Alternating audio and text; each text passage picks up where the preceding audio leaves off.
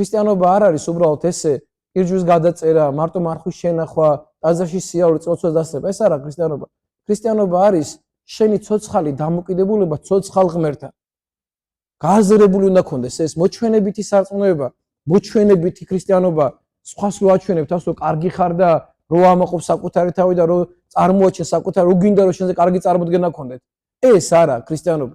საერთოდ ერთადერთი რამე ვისთანაც აი პირნათელი უნდა იყო და ვისთანაც შენთან უნდა გაამართო არის ღმერთი, ქრისტე. ადამიანების შეხედულებებზე არ უნდა იფიქრო, ვინ რას ფიქრობს შენზე, რაც ყველაზე რთულია, რაც ურთულესი პროცესია. აქამდე რომ მიხვიდე, მაშინ პირველ ნაბიჯს გადადგამ ქრისტესთან. ჩვენ ხშირად გვითქვამს ამ ფორმულაზე, ქრისტიანობის ფორმულაზე. უარყავ თავითვისი არ გეჯვარ და შემომიდექი მე.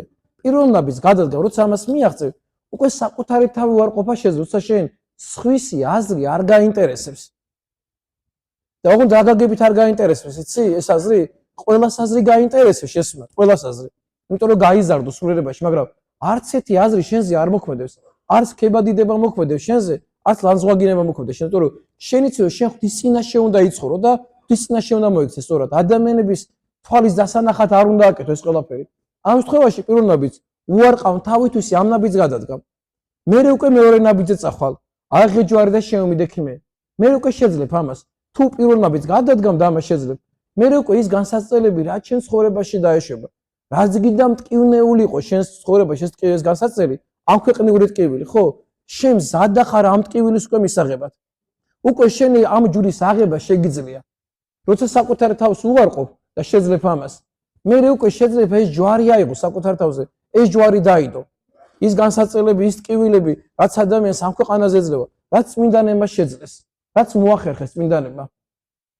და მერე უკვე მესამე ნაბიჯი და უმთავრესი ნაბიჯი, რაც ქრისტიანობს და შემომიდექი მე. და მერე უკვე შენ მარტივად შეუდგები ქრისტეს. და მერე უკვე შენ იქიდან უკვე ვეღარსად ვეღარ დაიხი. უკვე ამ სითბოს და ამ სიყვარულს ქრისტესაც რო შეეხები, მერე შენ უკან დასახევი გზა ცხოვრებაში აღარ გიქნება. შენ ძალიან გაბედნერდები ამ ყველაფრით. და ღმერთმა შეგაძლებინოთ რომ რაღაცნაირად ამ დიდი მარხვის ყველანი მოემზადოთ. ღმერთმა გააგახაროთ. ღმერთმა დააგლოცოთ და ის კურთხევა, წყალობა, სიკეთე, მალე ღმერთმა არ მოგაგოთ. ღმერთმა დაალოცოს და დაიფაროს ჩვენი ლამაზი სამშობლო, ჩვენი ლამაზი ქვეყანა და ღმერთმა შეგვაძლებინოს რომ ამ ქვეყანას სიწმინდით, ერთგულებით და პატიოსნებით ვემსახუროთ ყველა ჩვენგანი და ღმერთმა შეგვაძლებინოს რომ ჩვენმა გონებამ და ჩვენმა გულმა მიიღოს ერთი რამე, რომ ჩვენ ღვთის გარეშე არაფერი არ შეგვიძლია და ყველა ქართველს გააზრებინოს ეს რომ ჩვენი უმთავრესი, ვისაც ჩვენ შეწევნა, დახმარება უნდა ვთხოვოთ. ეს არის ქრისტე და ეს არის ღვთისმშობელი და ეს არის წმინდანები. აი ყველა ქართველი ღმერთმა მიახვედროს იმას რომ ჩვენ სხვა შემწე და სხვა სათხოვრი, აი არაფერი სათხოვარ, ერთადერთი სათხოვარი რაც აგვაქვს თელ ერს და თელ ქვეყანას არის რომ დედა ღვთისმშობელო, ჩემო ქრისტე, ჩემო წმინდანებო, დამეხმარე და ჩემ ქვეყანას დაეხმარე.